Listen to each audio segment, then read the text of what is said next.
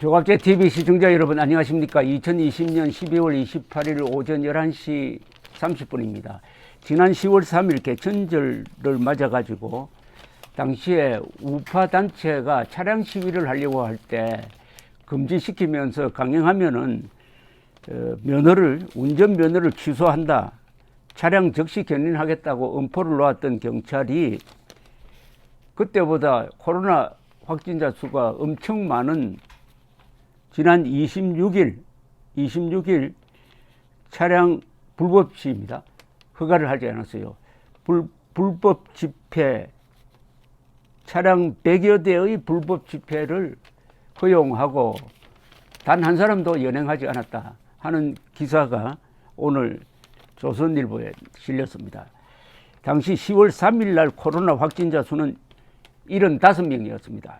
그런데 지난 26일 코로나 확진자 수는 그 15배인 1131명이었다고 합니다. 그렇다면은 훨씬 더 엄중한 상황에서 이 경찰은 극좌 운동권 정권답게 경찰은 그 하수인 노릇을 톡톡히 해가지고 이 애국단체는 압박하고, 탄압이라는 표현을 써도 되겠군요. 탄압하고 좌파단체, 친여단체의 집회는, 불법 집회는 허용했다. 그러면 이게 법을 어떻게 적용을 하느냐?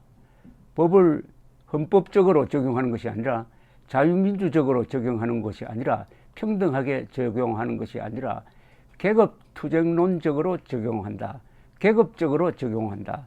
즉 문재인 정권이 속한 계급에 대해서는 봐주고, 문재인 정권과 반대편에 있는 대한민국 세력에 대해서는 경찰이 공권력이 아주 불리하게 적용한다. 차별적으로 적용한다. 이것은 헌법 한 세 개 조항을 동시에 위반하는 폭거입니다. 이게 우리 과거의 경찰의 오명이 지금도 그때 그 시절 때문에 아직도 씻겨지지 않는 이른바 자유당 시대 때의 경찰로 돌아가는 겁니다. 성탄절 다음 날인 26일 노동시민단체들이 서울 도심에서 차량 100여 대를 동원해 시위를 벌였는데, 경찰과 서울시는 코로나 확산 상황을 감안해 집회를 금지했지만 주최 측은 시위를 강행했고, 경찰은 지난 10월 보수단체의 개천절 차량 시위를 앞두고는 원천 봉쇄 방침을 밝히며 면허를 취소하겠다고까지 엄포를 놓았지만은 당시보다 코로나 바이러스 확산 상황이 훨씬 심각한 이번에는 지시를 따르기만 하면 차량을 통과시켰다. 이게 모든 것을 보여주는 오늘날 경찰의 비참한 상황이고, 이러니까 경찰을 믿을 수 없다. 그러니까 검찰이 그래도 독립적이니까 이번에 윤석열 총장의 예를 보듯이 검찰이 경찰을 견제하지 않으면은 잘못하면 경찰공화국 된다 하는 우려가 지금 현실화되고 있습니다. 이 문재인 정권이 잘한 것, 그리고 박정희 대통령이 잘한 것, 요 10개를 제가 뽑아가지고 비교를 한번 해드리겠습니다. 이걸 제가 설명하는 이유는 이겁니다. 저런 법 집행은 문재인 씨는 대한민국 대통령이 아니란 이야기입니다. 대한민국의 어떻게 보면 반쪽 대통령이죠. 반쪽 대통령입니다. 스스로 나는 대한민국 대통령이 아니라는 것을 선언한 겁니다. 물론 2018년 9월에 평양에 가가지고 연설을 하면서 남쪽 대통령 문재인입니다 라고 소개를 하고, 같은 문장에서 김정은을 국무위원장으로 호칭함으로써 자신은 나라가 아닌 남쪽 지방을 통치하는 김정은의 부하인 것처럼 행세한 적이 있습니다. 그게 우연이 아니라는 것은 요사이 문재인 대통령이 하고 있는 모든 정책은 김정은을 위한 봉사고 국민을 위한 배신입니다. 국민을 위한 배신이라는 것은 객관적인 말은 아니고 헌법 위반입니다. 헌법 위반입니다. 이건 객관적인 이야기입니다. 헌법 위반. 모든 국민은 법 앞에 평등하다. 위반. 모든 공무원은 국민 전체에 대한 봉사자이며 정치적으로 중립해야 한다. 이 조항을 경찰이 이번에 위반한 겁니다.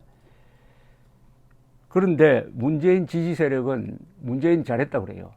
그래서 문재인 지지 세력 입장에서 잘한 게 뭔지 제가 한번 뽑아봤습니다. 한 10개. 첫째가 대한민국 생일 지우기. 1948년 8월 15일 대한민국 건국된 적이 없다.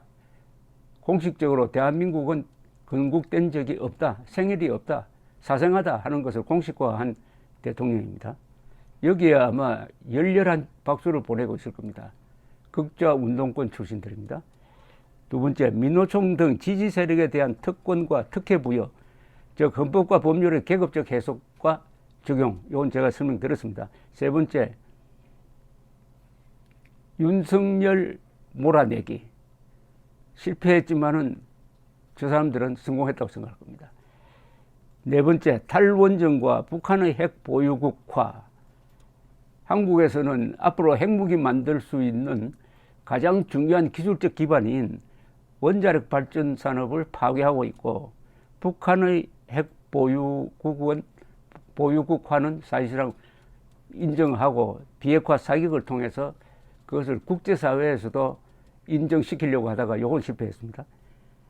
그 다음에 4대강 보호 해체 시도, 요건 지역에서의 반발 때문에 제대로 되고는 있지 않지만 시도했다는 것 자체로도 이 세력은 박수를 보내고 있을 겁니다.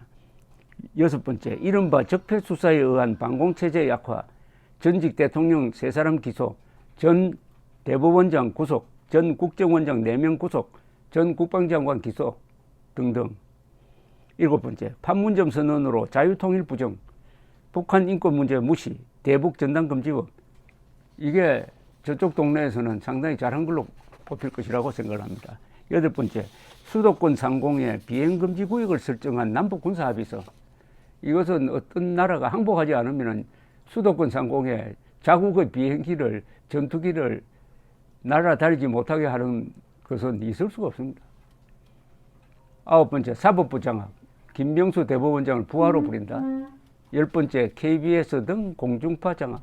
요게 문재인의 10대 업적으로 생각하는 사람들이 한국에 아직도 한 40%가 됩니다. 이 10대 업적을 합치면은 대한민국 해체입니다. 박정희 10대 업적을 거기에 비교해서 제가 한번 읊어보겠습니다. 1. 중화공업 건설. 세계 5대 공업국으로 만들었고, 코로나 사태를 맞아서 대한민국이 이 정도로 버티고 있는 그 저력을 만들었습니다. 두 번째, 의료보험 시작. 문재인 대통령이 자랑하는 K방역의 기초를 만든 게 의료보험 시작입니다. 세 번째, 4대강 유역 개발을 통해서 댐을 10개를 새로 만들어 가지고 수도권 2,500만 명이 마음 놓고 물을 쓰고 먹을 수 있도록 했습니다. 네 번째, 새마을 운동과 민족문학 창달. 다섯 번째, 자주국방력 건설. 그 중에 하나가 한미연합사입니다. 그 다음에 월남 파병 및 중동 진출. 여기 여섯 번째고요. 일곱 번째가 원전 건설. 여덟 번째가 고속도로 등 인프라 건설. 아홉 번째는 산림 녹화. 열 번째는 중산층을 육성해가지고 민주주의를 할 수 있는 기반을 만들었다. 이 중산층이 1980년대에 들어가면은 전두환 시절에 민주화 시위에 적극적으로 동참하고 지원해가지고 1987년 6.29 선언을 통해서 대한민국이 피를 흘리지 않고 민주화로 넘어가는 길을 열었다. 박정희의 10대 업적은 대한민국을 인류국가로 밀어 올리는 10대 업적이었고, 문재인의 10대 업적은 이제 인류국가 반열에 들어가려고 하는 이 대한민국을 다시 밀어가지고 나락으로 떨어지게 만드는 10대 업적이었다. 왜 이게 어디서 이렇게 비롯됐느냐? 문재인 정권, 문재인 대통령의 머릿속에 들어가 있는 반헌법적, 반문명적, 반국가적 이념에서 나온 것이다. 이념이 잘못되면 대한민국이 이렇게 된다 하는 것을 잘 보여주고 있습니다. 그런데도 한국에서는 정치하는 사람 중에 이념이 사람을 먹여 살리느냐, 국민의힘은 중도로 더 나가야 한다고 이야기합니다. 국민의힘은 미안하지만 한 번도 우파였던 적이 한 번도 없습니다. 노태우 정권 이후 한국의 우파 정권은 한 번도 우파였던 적이 없습니다. 이념적으로 우파였던 적이 없습니다. 우파였던 적이 없다는 가장 중요한 근거가 반공자유민주주의 노선에 입각해가지고 북한 노동당 정권을 해체 또는 배제해가지고 자유통일로 가야 한다. 즉 자유통일을 국시로서 확인한 정권이 하나도 없다는 이야기입니다. 자유통일을 포기한 우파는 우파가 아니죠. 자유통일을 포기한 우파는 금메달을 포기한 육상선수하고 마찬가지입니다. 박정희 10대 업적, 문명건설, 문재인의 10대 업적, 문명 파괴. 그래서 저는 문재인 씨를 대한민국 대통령으로 인정하는 것은 매우 위험한 일이라고 생각을 합니다. 굳이 이야기한다면은 그 사람의 용어대로 한다면은 남쪽 대통령도 아니에요. 남쪽의 반쪽 대통령입니다. 남쪽의 반쪽 대통령. 그러나 국민의 주인입니다. 다행히 남쪽의 반쪽 대통령 임기가 1년 한 3개월밖에, 1년 한 5개월 정도밖에 남지 않았습니다. 1년 5개월. 감사합니다.